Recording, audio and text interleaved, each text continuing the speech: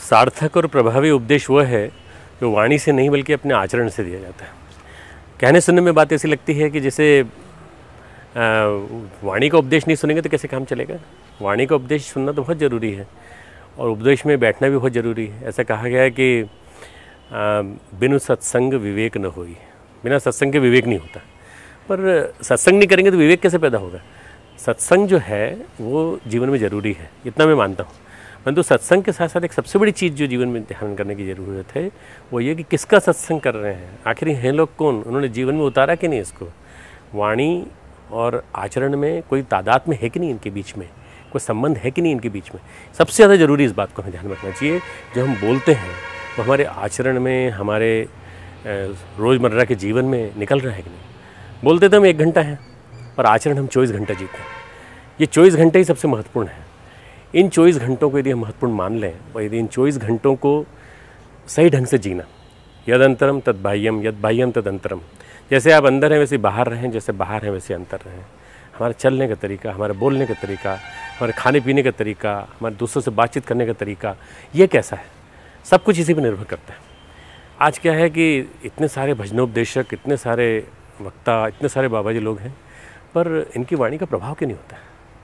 क्योंकि वाणी में प्रभाव डालने के लिए आचरण में उतरना बहुत ज़रूरी है। और ये आचरण में तब उतरे जब वो स्वयं प्रैक्टिस करें। तो ऐसा कहा गया कि 100 टन ऑफ स्पीच की तुलना में 1 ounce of your action is very important. आप कैसे प्रैक्टिस आप कर रहे हैं कि नहीं। यदि आप उसको आचरण में उतार रहे हैं तो सबसे बड़ी चीज़ है। प्रैक्टिस हमारे जीवन का एक महत्वपूर्ण अंग है। यदि हम प्रैक्टिस के माध्यम से, आचरण के माध्यम से जीवन में, व्यवहार में मितव्ययता, सादगी, सरलता, सज्जनता, दूसरों के साथ अच्छा व्यवहार, शालीनता, यदि ये सारी चीज़ें हमारे जीवन में उतर रही हैं तो फिर हम जैसा जीवन जिएंगे वैसा दूसरे लोग उसका अनुकरण करेंगे। हम इस बात का विचार नहीं कर पाते कि जितने सारे लेक्चर होते हैं इन सब का कोई प्रभाव नहीं पड़ता। ढेर सारी चैनल हैं, ढेर सारे बोलने वाले हैं और ढेर सारे लेक्चर देने वाले हैं। आखिर क्या बात है कि लाखों घंटे ख़त्म हो रहे हैं बोलने में, पर उसका कोई आचरण में प्रभाव नहीं पड़ रहा, कोई जीवन में नहीं उतर रहा। जीवन में न उतरने का कारण ये है कि जो बोल रहे हैं उनके जीवन में नहीं है और जो सुन रहे हैं उनके जीवन में उतर नहीं रहा, आचरण में नहीं उतर रहा। हमें आचरण में उतारने के लिए अपने जीवन को, what you speak you become like that. जैसे हम सोचते हैं, विचारों में बड़ी शक्ति है। As you think you become like that, as you think you start speaking. जैसे आप सोचते हैं वैसे आप बोलते हैं, जैसा आप बोलते हैं वैसे आपके आचरण हो जाता है और जैसा आपका आचरण हो जाता है वैसे आपका व्यक्तित्व बन जाता है, वैसे आपके संस्कार बन जाते हैं। तो हमारे आचरण और व्यक्तित्व में, हमारे संस्कारों में ये बात आई कि नहीं, यदि ये प्रैक्टिस हमने कर ली तो हमारा जीवन ढल जाएगा, औरों का जीवन हम ढाल सकेंगे। हम ऐसे बने जैसे दूसरों को बनाना है।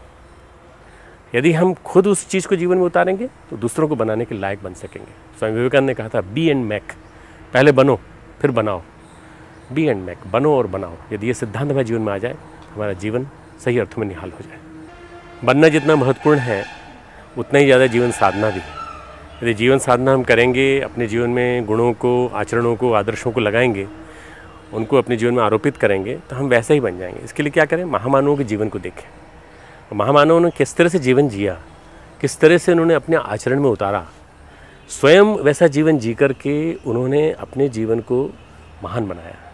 हम भी वैसे जीवन जी सकते हैं। एक सामान्य व्यक्ति के रूप में भी यदि आप विकसित होना चाहते हैं, महामानव नहीं बनना, चलो कोई बात नहीं, परंतु एक अच्छा कॉर्पोरेट मैनेजर बनना है, यदि एक अच्छा विद्यार्थी बनना है, यदि एक अच्छा गृहस्थ बनना है, यदि एक अच्छा मैनेजर बनना है, तो आपको अपने जीवन में कुछ चीज़ों को उतारना पड़ेगा। और उनमें से बहुत सारी चीज़ें, क्वालिटीज़ ऑफ द स्पिरिचुअलिटी की जो क्वालिटीज़ हैं, एक्सीलेंस इन वर्क जो क्वालिटीज़ हैं, उनको उतारना पड़ेगा।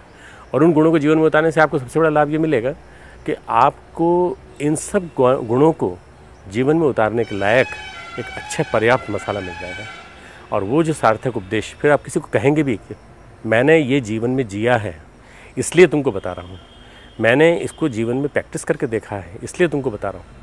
यदि हम ये कहने लगेंगे, ये करने लगेंगे, तो मैं समझता हूँ कि जो भी कुछ हम कहेंगे, जो भी कुछ हम बोलेंगे, वो जीवन में उतरेगा। और जब जीवन में उतरेगा तो फिर वास्तव में उसका प्रभाव होने लगेगा। आज हमारी वाणी में प्रभाव इसलिए कम है क्योंकि हम उसको जीवन में नहीं प्रैक्टिस कर पा रहे हैं। जीवन में प्रैक्टिस नहीं कर पा रहे हैं, तो इसलिए ढेरों उपदेश जो है निरर्थक चले जाते हैं। एक आदर्श ब्राह्मण के रूप में हमारे गुरुदेव ने जीवन जिया और उन्होंने उस जीवन में अपने उन आदर्शों को उतारा और उन्होंने कहा, यह मैंने जीवन में जिया है और इस सत्य को मैंने अपनी पुस्तकों में लिख दिया है। क्या हम ऐसा भी कुछ कर सकते हैं जिससे कि ये सब चीज़ें हमारे जीवन में उतरती चली जाए? हम वही चीज़ करें जो हम बोल रहे हैं, हम वही चीज़ बोलें जो हम कर रहे हैं, जो हमारे अंदर है, यदि वही चीज़ जो है हमारे मुंह से निकलनी चाहिए, जो हम मुंह से बोल रहे हैं वही हमारे आचरण से निकलनी चाहिए। इसलिए सबसे बड़ा उपदेश कौन सा है? आपका आचरण, your practice, the way you behave with others, the way you work with others, the way किस तरह से आप दूसरों के साथ काम करते हैं, किस तरह से आप औरों के साथ तालमेल बिठाते हैं, किस तरह आपका संगति बैठती है, ये सारी चीज़ें यदि आपके जीवन में प्रैक्टिस के रूप में उतर जाएं तो मैं समझता हूँ कि एक बहुत अच्छा आपका स्वरूप बनेगा और आप सही अर्थों में एक ऐसे व्यक्ति बन जाएंगे जो अपने आचरण से उपदेश देने लगेंगे, फिर लोग उसको फॉलो करने लगेंगे। आज फॉलो नहीं कर रहे हैं, उसका दुर्भाग्य है। यदि आप फॉलो करने लगेंगे लोग आपको भी, यदि आप भी औरों को देखेंगे तो वो भी आप उनको फॉलो करने लगेंगे, क्योंकि उनके उपदेश में प्राण है।